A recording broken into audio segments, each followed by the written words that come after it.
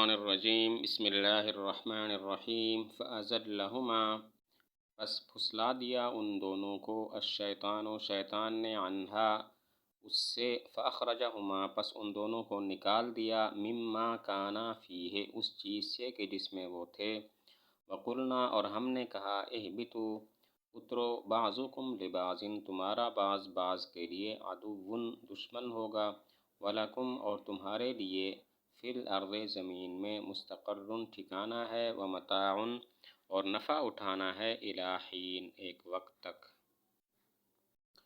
فأزلہم الشیطان عنہا کی ضمیر کا مرجع کیا ہے؟ دو قول ہیں، نمبر ایک درخت شجرہ اور نمبر دو جنت۔ اگر ضمیر کا مرجع شجرہ یعنی درخت ہو تو پھر مطلب یہ ہوگا شیطان نے ان کو اس درخت کے کھانے کے سبب سے رستہ سے ڈگمگا دیا، شیطان نے ان کو اس درخت کے کھانے کے سبب سے رستہ سے ڈگمگا دیا۔ اور اگر جنت کی طرف ضمیر راجع ہو تو پھر مطلب یہ ہوگا کہ شیطان نے ان کو جنت سے دور کر دیا، شیطان نے ان کو جنت سے دور کر دیا۔ تو عنہا کی ضمیر کا مرجع کیا ہے؟ دو قول، نمبر ایک درخت، نمبر دو جنت۔ اگر درخت ہو تو پھر مطلب ہوگا شیطان نے ان کو درخت کے کھانے کے سبب سے رستہ سے ڈگمگا دیا، اور اگر ضمیر کا مرجع جنت ہو تو پھر مطلب ہوگا شیطان نے ان کو جنت سے دور کر دیا۔ اب یہاں پر ایک سوال ہوتا ہے کہ شیطان تو جنت سے نکالا گیا تھا، پھر اس نے آدم اور حوا علیہ السلام کو کیسے بہکایا؟ شیطان تو جنت سے نکالا گیا تھا، پھر اس نے حوا اور آدم علیہ السلام کو کیسے بہکایا؟ مختلف جواب دیے گئے ہیں۔ ایک جواب یہ ہے کہ آدم علیہ السلام اور حوا علیہ السلام جنت کے دروازے پر آیا کرتے تھے، معمول کے مطابق وہ جنت کے دروازے پر آئے تو شیطان انہیں وہاں ملا اور اس نے وہاں پہ ان دونوں کو بہکایا۔ اور دوسرا جواب یہ دیا جاتا ہے کہ عزت کے طریقے سے اسے رہنے کی اجازت نہیں تھی، البتہ ذلت کے ساتھ کبھی کبھی یہ جنت میں آ جایا کرتا تھا۔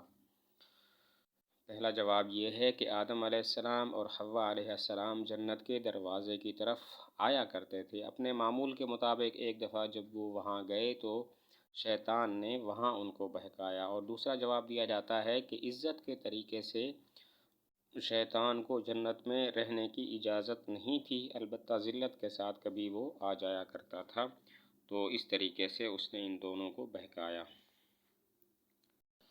فَأَخْرَجَهُمَا مِمَّا كَانَا فِيهِ اس کا مطلب یہ ہے کہ شیطان نے ان دونوں کو اس راحت اور اس آرام سے نکال لیا کہ جس راحت و آرام میں وہ تھے۔ فَأَخْرَجَهُمَا مِمَّا كَانَا فِيهِ اس کا مطلب ہے شیطان نے ان دونوں کو اس راحت و آرام سے نکال لیا کہ جس راحت و آرام میں وہ تھے۔ وَقُلْنَا اهْبِطُوا بَعْضُكُمْ لِبَعْضٍ عَدُوٌّ اور ہم نے حکم دیا کہ تم سب اتر جاؤ، تمہارا بعض بعض کا دشمن ہوگا۔ یہ بعضکم لبعض عدو حال ہے، اور مطلب اب یہ ہوگا تم اترو اس حال میں کہ تم ایک دوسرے کے دشمن ہوگے۔ بعضکم لبعض عدو یہ جملہ حالیہ ہے، مطلب یہ ہوگا تم لوگ اترو اس حال میں کہ تم ایک دوسرے کے دشمن ہوگے۔ یہاں پر سوال ہوتا ہے جب جملہ حال واقع ہو تو واو کا ہونا ضروری ہے، تو یوں ہونا چاہیے وَقُلْنَا وَاهْبِطُوا بَعْضُكُمْ لِبَعْضٍ عَدُوٌّ ہم نے کہا اترو اس حال میں کہ تمہارا بعض بعض کا دشمن ہوگا۔ سوال ہوتا ہے جملہ جب حال ہو تو واو حالیہ کا ہونا ضروری ہے، تو یوں ہونا چاہیے اہبطوا وبعضکم لبعض عدو یہاں پر واو کیوں نہیں ہے؟ جواب یہ ہے کہ یہاں پر بعضکم میں کم ضمیر موجود ہے، جس کی وجہ سے واو حالیہ کی ضرورت نہیں رہی۔ یہاں پر بعضکم میں کم ضمیر ہے جس کی وجہ سے واو حالیہ کی ضرورت نہیں رہی۔ وَلَكُمْ فِي الْأَرْضِ مُسْتَقَرٌّ وَمَتَاعٌ إِلَىٰ حِينٍ اس کا مطلب یہ ہے کہ زمین میں اب تمہارا ٹھکانہ ہوگا اور ایک وقت تک تم وہاں سے نفع حاصل کرو گے۔ زمین میں تمہارا ٹھکانہ ہوگا، وہاں پہ تم رہو گے اور ایک وقت تک تم وہاں نفع حاصل کرو گے۔ فَتَلَقَّىٰ پس سیکھ لیں آدم علیہ السلام نے من ربہ اپنے رب سے کلمات چند کلمات فتاب علیہ تو اللہ تعالیٰ اس پر متوجہ ہوئے، انہو بے شک وہ هو التواب خوب توبہ قبول کرنے والا، الرحیم رحم کرنے والا ہے۔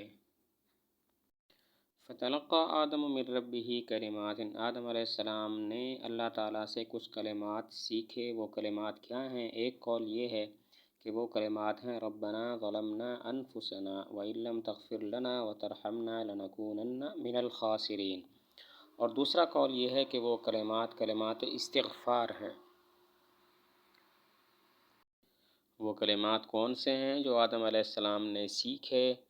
تو ایک قول یہ ہے کہ وہ کلمات ہیں ربنا ظلمنا انفسنا وإن لم تغفر لنا وترحمنا لنكونن من الخاسرین، اور بعض فرماتے ہیں وہ کلمات استغفار کے کلمات تھے۔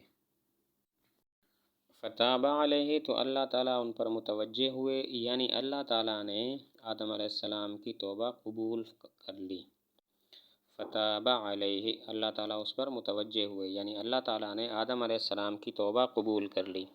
توبہ کہتے ہیں گناہ کا اقرار کرنا، اس پر نادم و شرمندہ ہونا اور آئندہ نہ کرنے کا پختہ ارادہ کرنا۔ توبہ کا مطلب ہے گناہ کا اقرار کرنا، اس پر نادم و شرمندہ ہونا اور آئندہ ایسا نہ کرنے کا پختہ ارادہ کرنا۔ یہاں پر سوال ہوتا ہے کہ توبہ جس طرح آدم علیہ السلام نے کی، حوا علیہ السلام نے بھی کی، اور اللہ تعالیٰ نے ان کی توبہ کو بھی قبول فرمایا، تو کیا وجہ یہاں پر آدم علیہ السلام کا ذکر ہے، حوا علیہ السلام کا ذکر نہیں ہے؟